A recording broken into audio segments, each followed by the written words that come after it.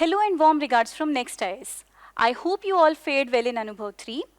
In this section, we shall analyze the environment questions asked in Anubhav. Let's start. The first question says that, in the context of environmental challenges posed by plastics, consider the following statements. First, almost all the plastics are currently made from chemicals derived from fossil fuels. This statement is correct. Plastic is a synthetic polymer that is made from chemicals derived from sources such as petrol and CNG. Almost 99% of the plastics that are currently in use are synthesized using petrol and CNG, so they are derived from fossil fuels. In this way, plastics are a dual hazard. That is, first, they are a non-biodegradable harmful pollutant, and second, since they are derived from fossil fuels, so in this way we are depleting our non-renewable resources for the production of this pollutant. So this statement is correct. Coming to the next statement. Polyvinyl chloride, that is PVC, and melamine are among the most recyclable plastics.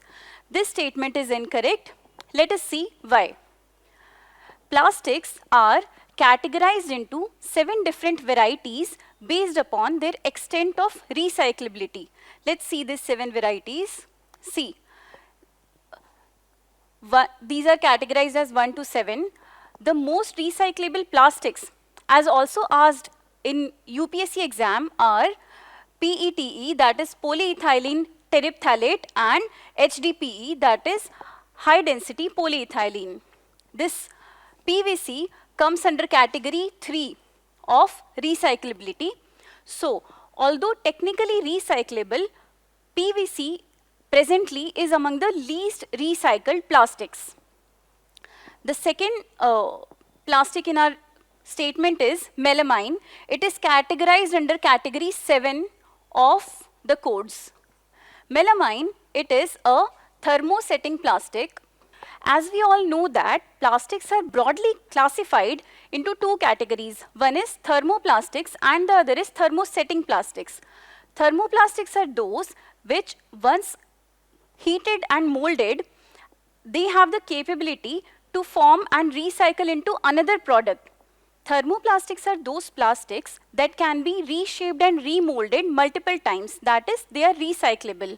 Whereas thermosetting plastics are those which when once heated and formed, they cannot be reheated and recycled into another form of a plastic.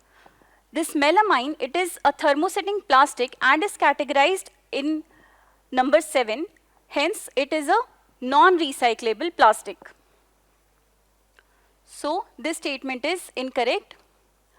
The third statement says that Government of India has banned manufacturing of plastic carry bags having thickness more than 120 microns due to their poor recyclability.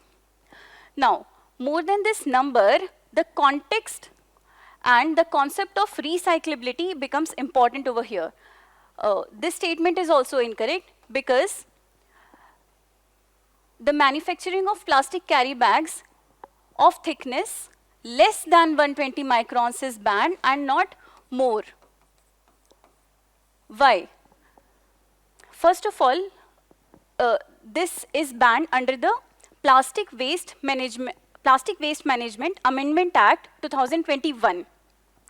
This act has banned the production, use, distribution, import of various single-use plastic items that have poor recyclability and high littering potential. So, the single-use plastics banned in this under these rules include plastic straws, plastic cutlery, these carry bags having thickness of less than 120 microns, etc. What is the logic behind banning thinner carry bags? The first is, these carry bags are used only once in their lifetime. The bag which is thin can be used only once. So it has a high littering potential. Additionally, we come across various scenes where we see cows or dogs eating carry bags along with their food. So if the carry bag would be thicker, that is, if it would have a higher micron size, then what would happen is the animals would not easily swallow those carry bags. Hence, they would become difficult for the animals to swallow, and hence they are banned. Next, the carry bag that would have a higher micron density would be expensive to manufacture. If it is expensive, then naturally the vendor would charge us for giving the carry bag, and automatically, if we are getting charged for a carry bag, we would automatically start carrying along with us paper bags and cloth bags to the market. Also, one more reason is that if a carry bag is thicker, it becomes easier for the rag picker to pick it up and bring it in the solid waste management process. Because of all these reasons, the carry bags having thickness of less than 120 microns, that is, thinner carry bags are banned under the rules and not thicker carry bags. Coming to the fourth statement. The producer, importer and brand owner are responsible for the collection and management of the plastic packaging waste in India. This statement is also correct. Under the Plastic Waste Management Amendment Rules 2021, we saw that certain single-use plastic items are banned. But for those plastic packaging waste which are not banned, there is a concept of extended producer responsibility, known as EPR. This concept of EPR mandates the producer, importer and brand owner of any plastic packaging waste to manage, collect and dispose of that plastic packaging waste in an environmentally safe and sustainable manner. Hence, this statement also becomes correct. So, the answer to this question would be C, that is 1 and 4 only. In 2016, the Government of India came up with various rules for the management of solid waste. These include plastic waste management rules, e-waste management rules, construction and demolition waste management rules, etc. Now, you please search in which of these rules the concept of extended producer responsibility is there, because this is a very significant concept in the management of wastes. Okay, so coming to next question, it says that recently the first survey of national aquatic animal, Gangetic dolphin, has been conducted. In this context, consider the following statements. This question has actually been dropped because of a slight typographical error in option B. This was supposed to be 3 only, and it was type 2 and 3. So although this question is dropped, let's look at the statement-wise accuracy of this question. The first statement says that the Gangetic dolphin is the only freshwater dolphin found in India. This statement is incorrect. India has 2 varieties of freshwater dolphins. One is the Gangetic dolphin, known as Susu, and the other is Indus River dolphin, known as Bhulan.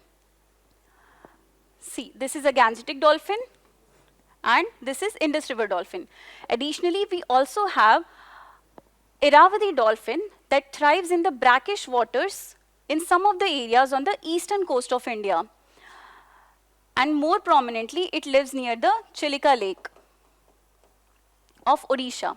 So, India has 2 varieties of freshwater dolphins, not 1. Coming to second statement, it says that in addition to river Ganga, the Gangetic dolphins are also found in Brahmaputra and Beas.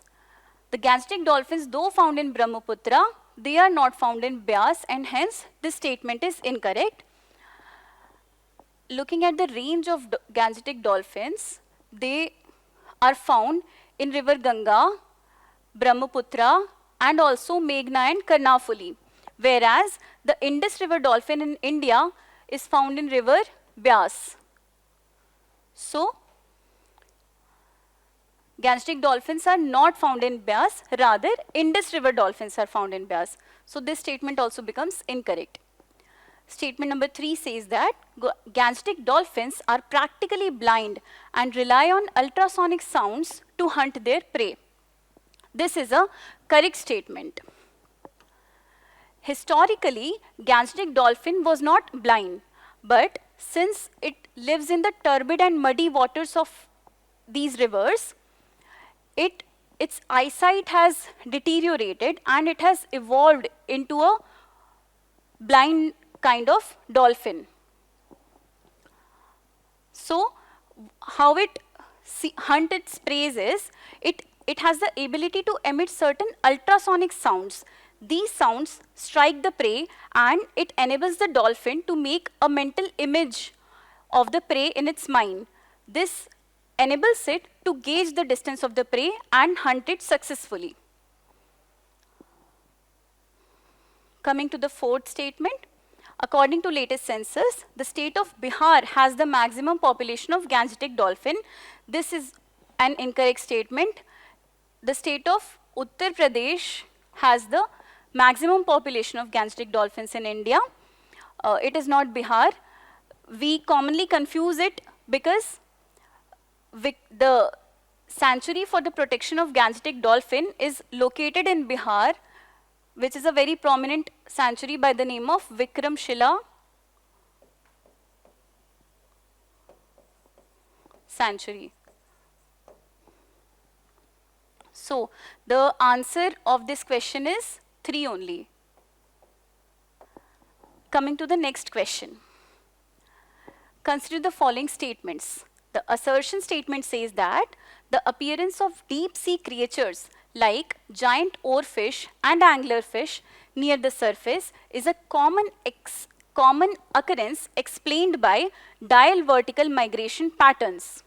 Before solving this question, let us first see the context and the underlying concept of diel vertical migration. This anglerfish is actually a deep sea dwelling creature. This has been observed. See, this is an anglerfish. It is a deep sea dwelling creature which has recently been sighted near the coast of Spain. This was the first recorded live sighting of anglerfish near the shore. And likewise, the oarfish, it is also a giant fish which rarely comes to the surface. But in recent times, these have surfaced, and also we have seen various images and videos of these creatures on the social media, which has created somewhat panic among the people, because this is known as doomsday fish, and this fish has been previously seen before the Fukushima disaster in Japan. So, the appearance of giant oarfish and anglerfish is not a common occurrence. They are rarely observed near the shore. Now, let's understand diel vertical migration. This is a very interesting concept. It simply means, diel means daily, vertical is up and down, and migration we all know, movement from one place to another. Now, diel vertical migration is a synchronized movement of certain oceanic creatures from deep layers of the ocean up to the upper layers. An important point to be noted in diel vertical migration is that it always happens during night time. So, suppose this is ocean and these are deep layers. So, certain zooplankton and small fishes migrate to upper layers of the ocean during night. Every single day, they migrate from the lower layers to the upper layers of the ocean, and this phenomenon is known as diel vertical migration.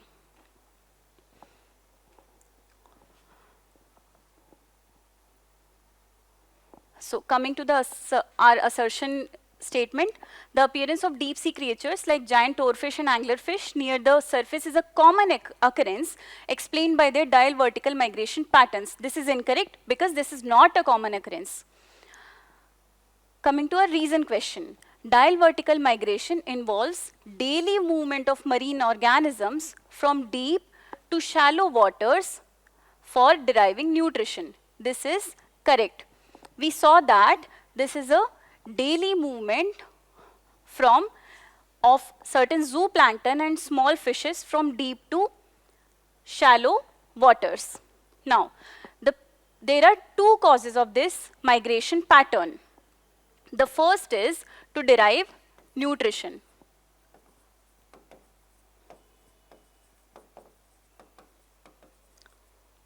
Why? Can't they find nutrition in this layer? Though there are certain chemicals from which they can derive nutrition, but these are very low. Why? Because we all know that the deep layers of ocean are aphotic zone.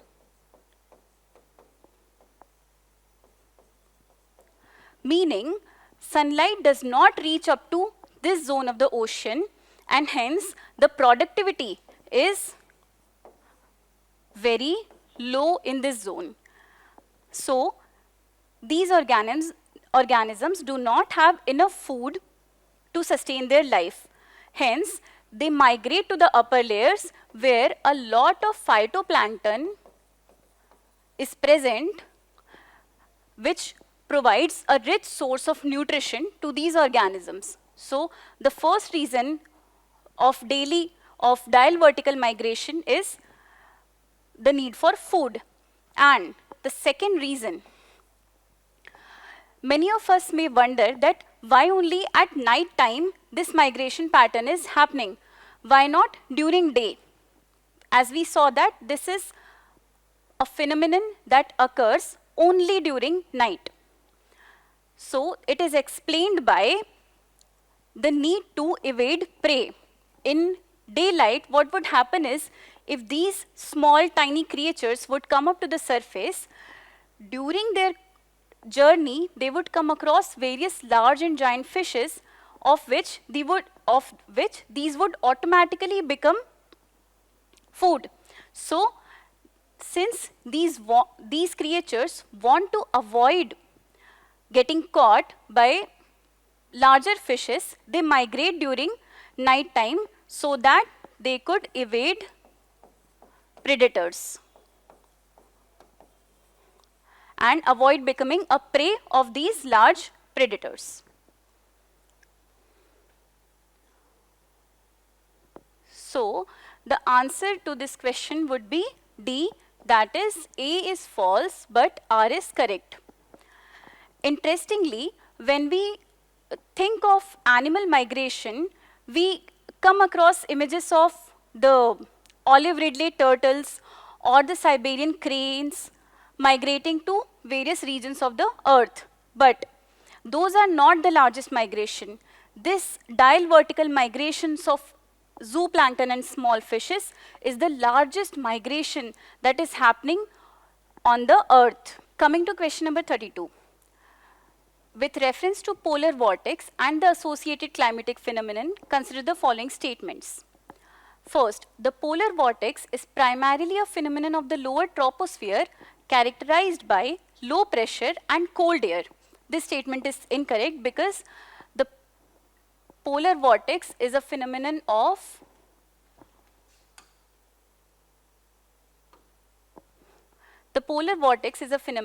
that is observed in troposphere as well as stratosphere. It is characterized by low pressure and cold air. Let us see the concept. See, the polar vortex is a rotating band of winds that is present near both the poles of the Earth. This rotation in the northern hemisphere is anti-clockwise. Among this, extremely low pressure and cold air is present.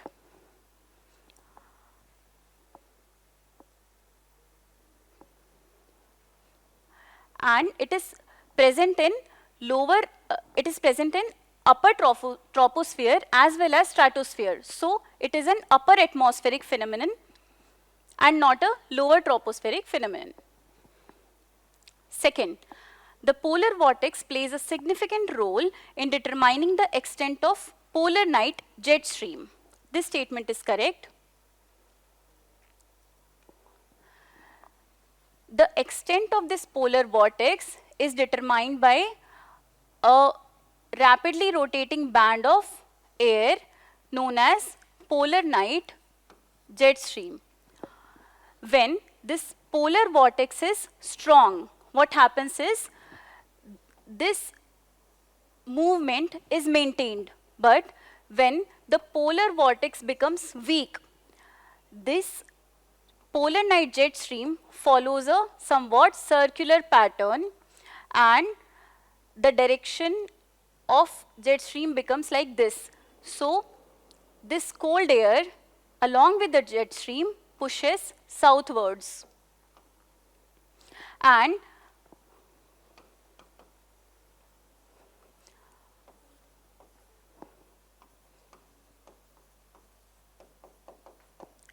when this jet stream along with the cold air of the polar vortex pushes down southward, it leads to extreme cold in the affected areas, as well as it leads to winter storms in these areas, which are commonly US, Canada and Russia.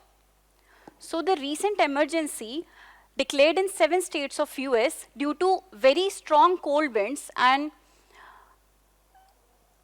cold climatic condition was due to this weak polar vortex, which led to coming of these cold winds. Statement 3 says that a weak polar vortex accelerates the ozone depletion process in Antarctica. This statement is incorrect.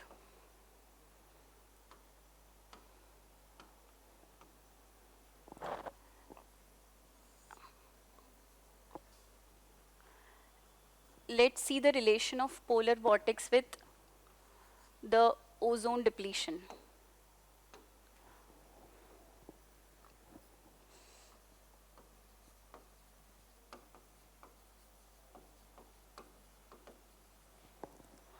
Ozone depletion refers to the gradual thinning of the ozone layer in the upper atmosphere. This ozone depletion is caused due to release of various chemicals known as chlorofluorocarbons. This process is more frequent in the polar regions of the Earth and mainly near the Antarctica.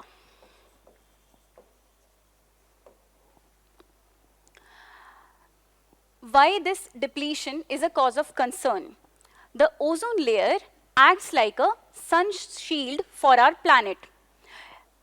It prevents the harmful UV radiations coming from the sun, and thereby it prevents various health hazards that may be caused as an effect of the UV radiations. So, how exactly this depletion is occurring? When we come to the stratosphere, the ozone is primarily concentrated in the stratospheric layer of the atmosphere. So, in stratosphere, what happens is there are various molecules of ozone. Its chemical formula is O3, that is, it is a trivalent form of oxygen. In stratosphere, ozone layer is predominantly found. as we saw that chlorofluorocarbons play a prominent role in the depletion of ozone layer. These chlorofluorocarbons are mainly used in refrigerants, aerosols, etc. Because these are gases, they can easily escape into the upper layers of the atmosphere, and certain clouds known as the polar stratospheric clouds are present in polar regions. These clouds can form only when the temperature is very low.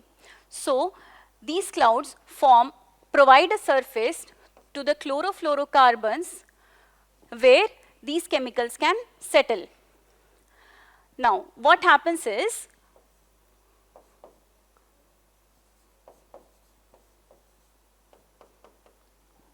when the strong UV radiations from sun strike these chlorofluorocarbons, they lead to breakup of this chlorine atom from this CFC, and in this way chlorine atoms become free. This chlorine has the ability to react with this ozone molecule, and what it does is it breaks up one atom of oxygen from this ozone molecule. In this way, it leads to formation of chlorine monoxide and oxygen. Now, this chlorine also breaks up from this chlorine monoxide and it strikes another ozone molecule, eventually leading to formation of oxygen and a free oxygen atom. So, in this way, a chain of reactions gets started which lead to gradual thinning of the ozone layer near the poles, and more specifically near the Antarctica continent. What happens is, during a weak polar vortex, we know that when the polar vortex would be weak, the temperature would be high. In high temperature, the polar stratospheric clouds would be less. Hence, the surface that is provided for CFC would be less. So, CFC concentration in the stratosphere would be less. If CFCs are less, then ozone depletion process would decelerate. That is, it would slow down and not accelerate. Hence, this statement is correct. A weak polar vortex does not accelerate the ozone depletion, rather it slows down the process of depletion of ozone layer. So, the answer to this question would be C, that is 2 only. Now, question 33 says that consider the following statements regarding diatoms. First, they are primary producers in the aquatic ecosystem. This statement is correct. Diatoms are actually phytoplankton, which also includes diatoms, dinoflagellates, cyanobacteria, etc. Like terrestrial plants, diatoms and phytoplankton have the ability to synthesize their own foods because they contain chlorophyll. So, they have the ability to use sunlight and synthesize their own food through the process of photosynthesis. Hence, they are primary producers in aquatic ecosystem. Second, they play a crucial role in oxygen production, contributing to nearly 1/4 of global oxygen output. This statement is also correct. The photosynthetic capabilities of diatoms is very good. Hence, they are very efficient in trapping the atmospheric carbon dioxide and producing oxygen. Almost 20 to 30% of the oxygen that we breathe is coming from these diatoms. So, this statement is correct. Third, due to their ability to fix nitrogen, diatoms are extensively used in biofertilizer production. This statement is incorrect.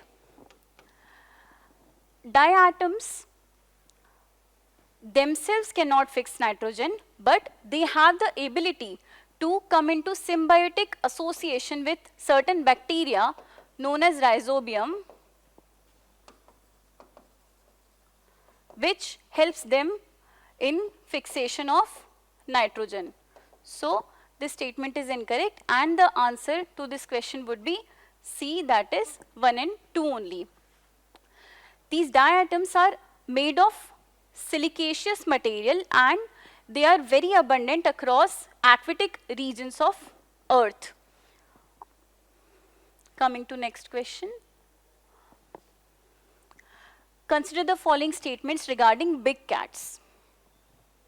Recently, in January 2025, the International Big Cat Alliance has come into effect.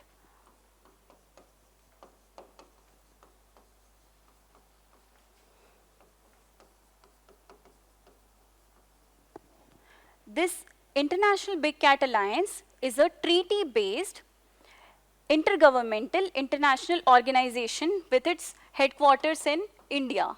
In fact, it was launched by the Honorable Indian Prime Minister in 2023, commemorating the 50 years of Project Tiger that was launched in 1973.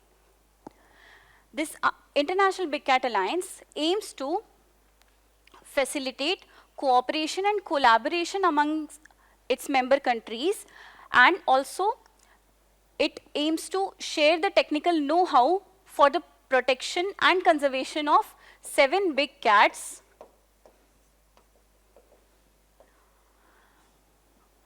It includes lion, tiger, snow leopard, leopard, cheetah,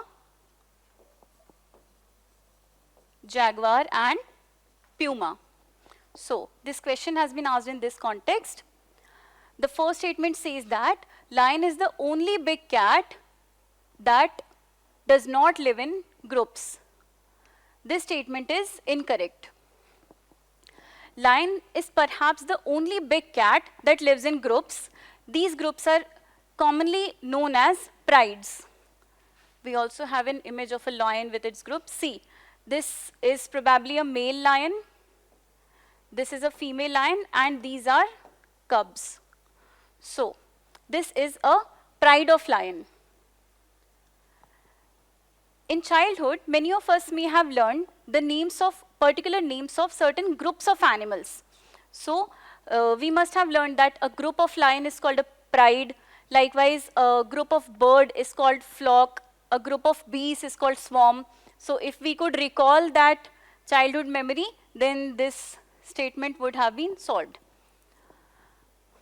The second statement says that snow leopards are the largest among the big cat species. This statement is incorrect. Snow leopards are perhaps the smallest among the big cat species.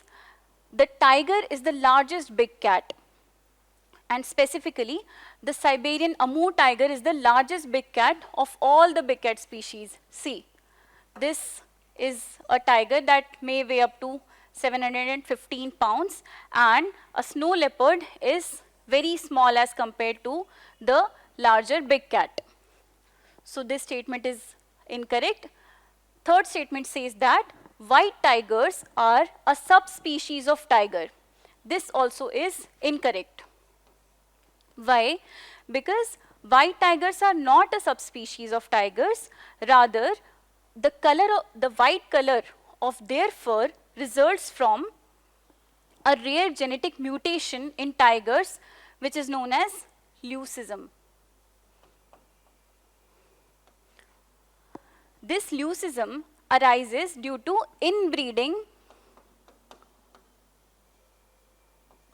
amongst the tiger population. Inbreeding is usually observed where the tigers are bred in captivity. So this is a genetic mutation because of which the color of tiger's fur becomes white, and it is not a subspecies.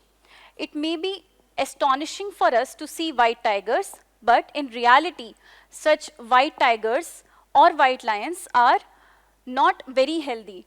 Because of this recessive gene getting expressed in them, they may suffer from various health abnormalities and deformities in their limbs. Also, they are less immune to various diseases. So the answer of this question would be D. Coming to the next question. In light of global marine restoration paradigm, which of the following is or are the benefits of artificial reefs? So let's first see how an artificial reef looks. This is an example of an artificial reef. Artificial reefs are actually human-made structures that are sunk in deep regions of the ocean, where they tend to perform the functions of a natural reef. Hence, they tries to mimic how a natural reef works. This is a submerged shipwreck which is functioning as an artificial reef, and we can see various fishes and corals over here. So the first statement says that they mimic natural habitats and help to restore ecological carrying capacity in underwater areas. This statement is correct. As we saw that artificial reefs tries to mimic some of the functions of the natural reefs. How? See, they provide a habitat where fishes, corals and other crustaceans could survive. These reefs are strategically placed in those areas where the marine habitat is degraded. So, they provide fresh habitat to various fishes, crustaceans, corals, etc. And in this way, they enhance the biodiversity of the area, and also they start food chain. In this way, these artificial reefs create new habitats which help to restore the ecological carrying capacity of any area.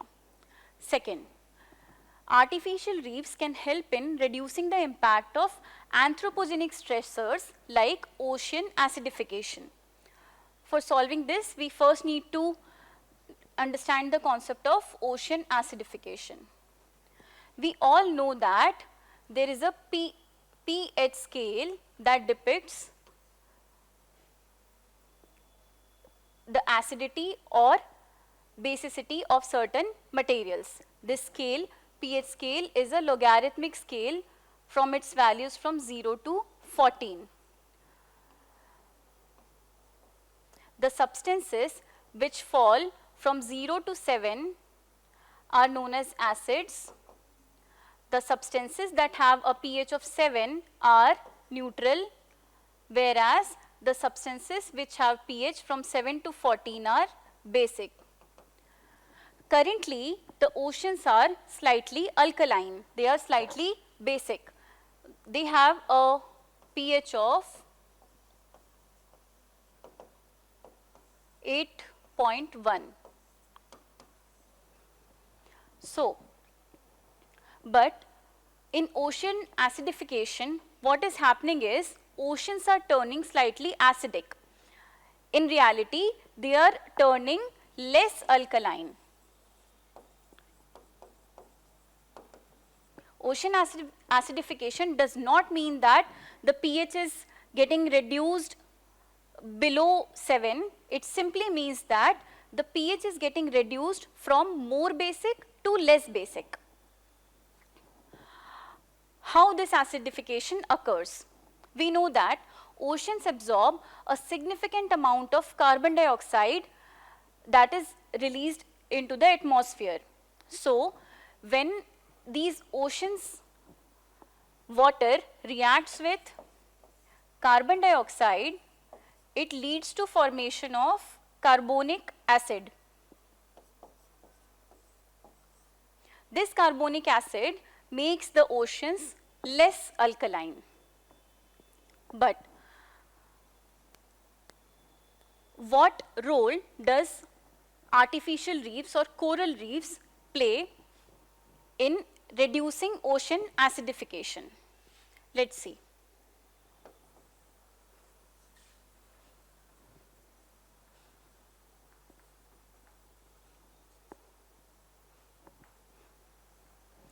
We already saw that these reefs are providing us a habitat where certain organisms could thrive.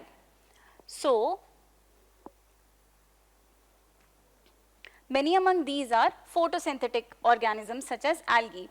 So, when algae would be there, it would produce its own food through process of photosynthesis, and in this process it would consume CO2. If less CO2 would be there, then less of carbonic acid would be there. If this carbonic acid is less, then acidification would be less.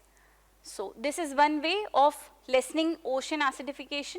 The other is that the outer shells of these crustaceans, that is the corals, mollusks, the outer shells of these organisms is made of calcium carbonate. What these organisms do is, when these organisms trap the carbon dioxide and they lead to formation of shells composed of calcium carbonate. In this way, the oceans would be left with less of carbon to deal with, and if the carbon dioxide would be less, again the carbonic acid would be less and the acidification process would be reduced. In these two ways, these artificial reefs help in reducing the impact of anthropogenic stressors like ocean acidification. So, this statement will also be correct, and the correct answer of the question would be C, that is both 1 and 2. Coming to the next question. With reference to Miyawaki technique, consider the following statements. First, the technique focuses on native species to create self-sustaining mini forests, ensuring high survival rates. This statement is correct. Miyawaki technique is a novel method of plantation that was devised in 1970s by a Japanese botanist named Akira Miyawaki. In this technique, what is done is, a large variety of seeds and saplings are taken and they are planted in a relatively small area, and in this way a forest is created. See, different varieties of saplings are planted in a relatively small area to create forest. This Miyawaki technique is mainly used in the context of urban areas. So, an important factor to be considered is that the seeds that we are planting should only be native seeds. They should not be the seeds of any alien invasive species that may deteriorate the forest. So, the Miyawaki technique does focus on native species to create mini forests, usually in urban areas, and these forests have high survival rates. In the initial stages, there may be high investments that may be required to sustain and to take care of these saplings along with initial investment. But after 2 to 3 years, when these forests grow, they become self-sustaining and they ensure high survival rates with minimal care required. Second, forests planted through Miyawaki technique grow taller in a shorter span as they compete for sunlight. This statement is also correct. What happens is, when in a very small area there are a number of trees, then naturally these trees would require sunlight to prepare their own food. So, but if the canopy is wide and there are a number of trees, then there would be competition for sunlight, as generally the tree with the higher height would receive more of sunlight and the smaller trees would get less of sunlight.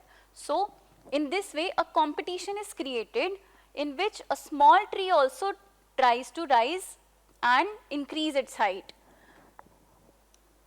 thereby creating a competition like situation amongst the trees in a forest. So, they compete for sunlight and this is the reason why they become very taller in a short span of time. Third, carbon sequestration rate in Miyawaki forest is generally lower than in conventional plantations due to limited tree diversity. This statement is incorrect. This can be deduced from various facts. That is, we already saw that tree diversity is very high in Miyawaki forest. It is not limited. And plantation word in itself denotes that a single species or 2 or 3 species are grown. It does not denote diversity among the species of trees or plants. So, Miyawaki forest, since they have higher tree diversity and also they attain great heights during their initial 4 to 5 years, this leads to their higher ability to absorb and sequester carbon dioxide from the atmosphere. Also, these Miyawaki forests provide certain additional benefits to the urban areas. One is that they increase the biodiversity in the area in which they are planted. Naturally, birds and animals would take refuge in the forest area, thereby leading to increase in biodiversity. The second is they reduce the temperature by about 2 to 3 degrees Celsius in the area in which they are planted. In this way, they lessen the impact of urban heat islands and benefit the area in which these forests are present. So, the answer of this question would become A, that is only first and second statements are correct, whereas the third statement is incorrect. Coming to question number 76, which says that with reference to nanobubble technology for water purification, consider the following statements. This nanobubble technology has been in news because it was recently deployed in National Zoological Park, Delhi on a pilot basis for countering the polluted waters of the park. So, the first statement says that nanobubbles collapse more rapidly than larger bubbles due to their high surface tension. This statement is incorrect. Nanobubbles are very small, incredibly small bubbles that may have a diameter of less than 200 nanometers. These bubbles do not collapse easily and they have high surface tension, because of which the bubbles are able to maintain their size and they are able to evade any bursting or collapsing of the bubble. In this way, the nanobubbles remain suspended in the water and they do not collapse. Since they remain suspended in the water, they are able to perform their functions which are intended. Additionally, when we see the buoyancy of smaller bubbles and larger bubbles, we see that the larger bubbles are more buoyant. That is, they tend to come up to the surface, and when these come to the surface, they tend to burst. Whereas, the nanobubbles are less buoyant. So, they remain suspended in the area in which they are placed. Because of this reason, they do not collapse more rapidly than the larger bubbles. Second, nanobubbles enhance oxygen transfer efficiency, which helps in breaking down organic pollutants. This statement is correct. Since these bubbles are negatively charged, they have the ability to react with various pollutants that may be present in the water column. So they break down those pollutants and they enhance the oxygen transfer efficiency of the water column in which they are placed. So the answer of this question would be B, that is only the second statement is correct and the first is incorrect. Coming to next question. Match the following biopolymers with their primary source. Biopolymer is any naturally occurring polymer that may be found in the nature. These biopolymers have various applications in medicine, industry, drug delivery, etc. So, the first is chitin. Chitin is the second most abundant biopolymer after cellulose. It forms the exoskeleton, the upper layer of various crustaceans such as shellfish, mollusks, etc. So, chitin is correctly matched with shellfish exoskeletons. Second is polyhydroxyalkanoids. These biopolymers are derived from microbial biofermentation of certain bacteria and archaea. So, the primary source of PHAs would be bacterial fermentation. Third, starch-based plastics. As the name suggests, starch-based plastics are derived from the materials which are rich in carbohydrates such as corn, potatoes, cassava, etc. So, it is correctly matched with 3. Coming to collagen, it naturally is found in animal connective tissue. Collagen is actually a protein that provides shape, strength and structure to various organs. This collagen is found in connective tissues of various animals. So, the correct answer of this question would be A. Coming to next question. Consider the following plants: alfalfa, chickpea and soybean. How many of the plants mentioned above contribute towards atmospheric nitrogen fixation? Like, we all know that nitrogen is very essential for a plant. Nitrogen is a macronutrient for plant and nitrogen is most abundantly available in the atmosphere.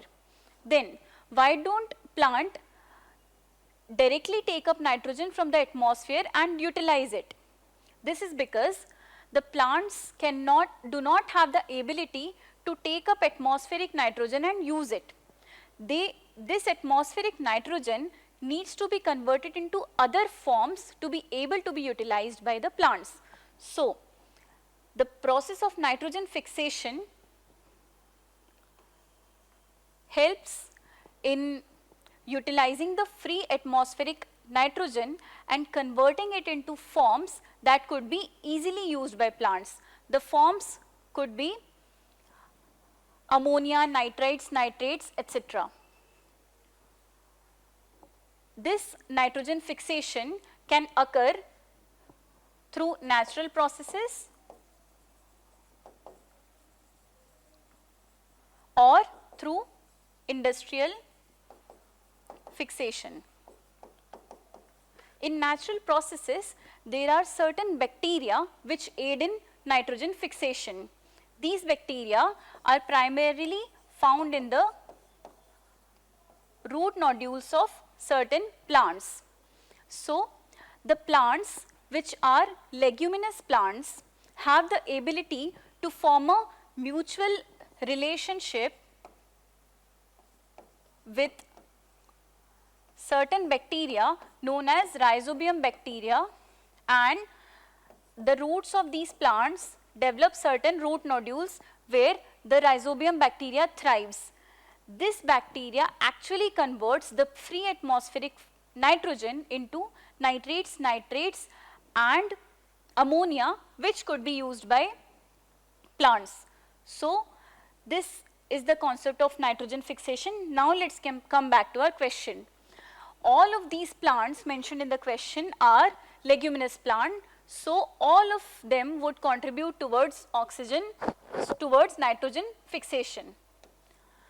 Alfalfa is a perennial leguminous plant that is very tolerant to drought as well as extreme climatic conditions.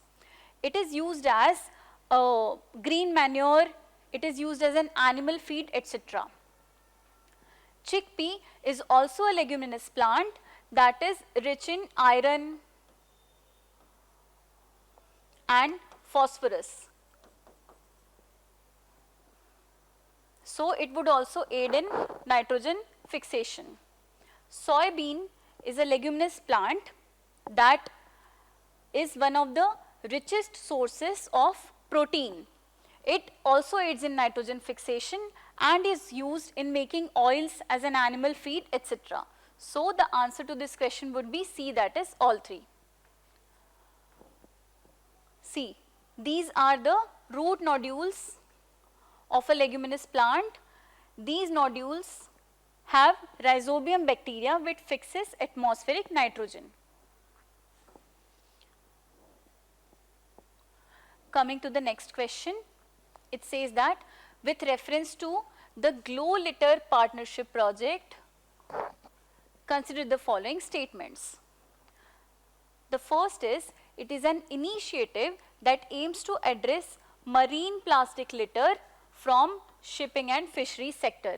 This statement is correct. Marine plastic litter is any plastic that has been artificially produced and that has been incorrectly disposed. So, as a result of incorrectly disposal, this litter ends up on the shores near the oceans or under oceanic waters or on beaches. This Glow Litter Partnership Project is an initiative that aims to reduce the harmful effects of this marine plastic litter, basically from two industries, that is shipping and fisheries. Second, it is jointly implemented by International Maritime Organization and Food and Agriculture Organization. This statement is correct. Naturally, if it is about marine litter, then IMO would have a role to play, and since this marine plastic litter also results from fishery sector, that is the various fishing nets eventually turn up as litter in oceans. It is because of this that FAO is also involved in this partnership. This marine plastic litter is problematic because of two reasons. One is that it tricks various animals. Animals believe it to be their food and they end up consuming it. In this way, what happens is this enters the food chain and it ends up in higher animals as well as humans who consume marine fisheries. The third statement says that India is a participatory country in Glow Litter Partnership Project. This statement is also correct.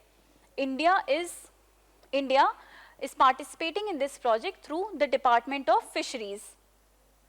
So, the answer of this question would be D, that is all the statements are correct.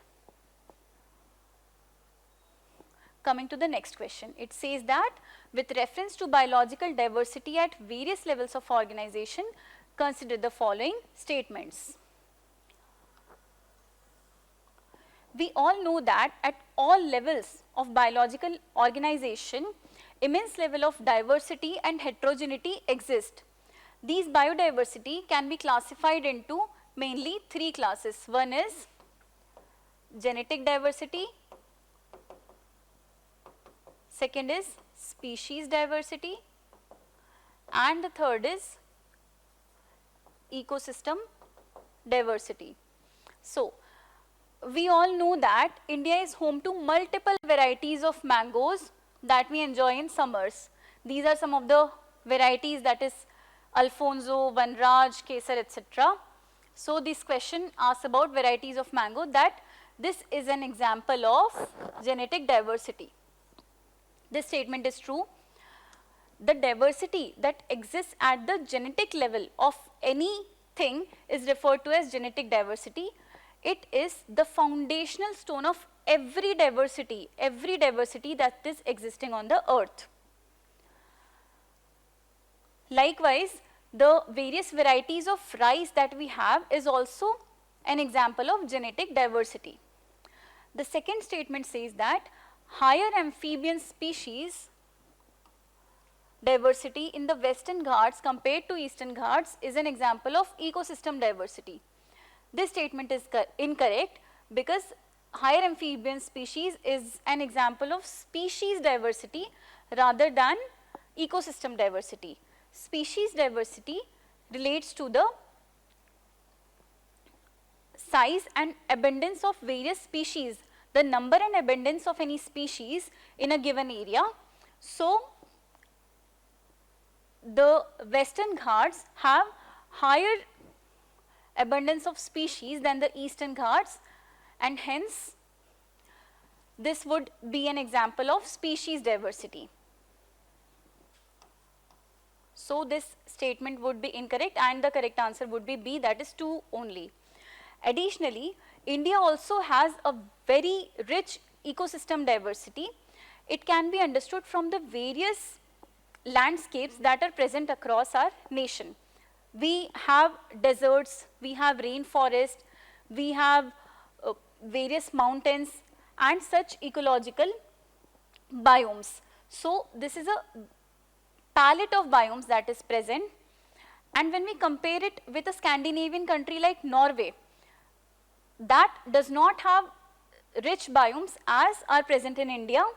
So, we can say that India has greater ecosystem diversity than a country which has less number of biomes or less diversity among the biomes. Coming to the next question.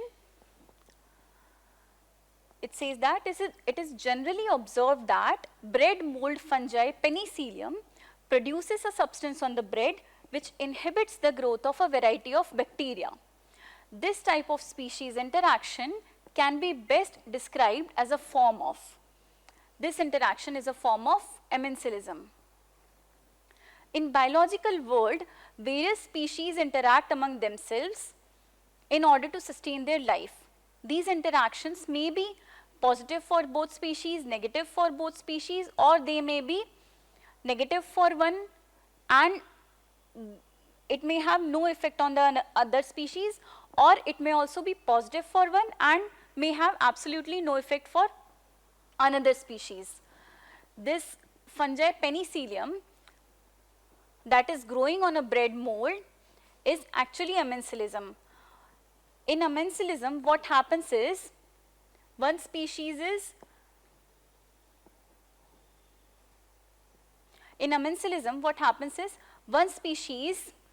is negatively affected while the other species is unharmed. So, in this Penicillium prevents the various harmful bacteria from colonizing the surface. In this way, it negatively affects the bacteria, whereas it has zero consequences on itself. So, this would be, correct answer would be amensalism. Coming to question 82, consider the following pairs. It asks various reports and indices and the organizations which release them. The first is Envistats India. Envistats India is a report that measures various statistics and that measures various ecological parameters that would help us in achieving sustainable development goals. It also measures the nutrients required for soils, it measures the floral and faunal diversity of India, among other things. This report is released by the Ministry of Statistics and Program Implementation and not by Niti Aayog. So, this is incorrect. Second is Nexus report. This is released by Intergovernmental Platform on Biodiversity and Ecosystem Services. So, this is correct. Nexus report is also known as Assessment Report on Interlinkages between Biodiversity, Food, Water and Health. This report says that when action on every front of biodiversity, water, food and health is taken, it would accelerate the achievement of sustainable development. And if we take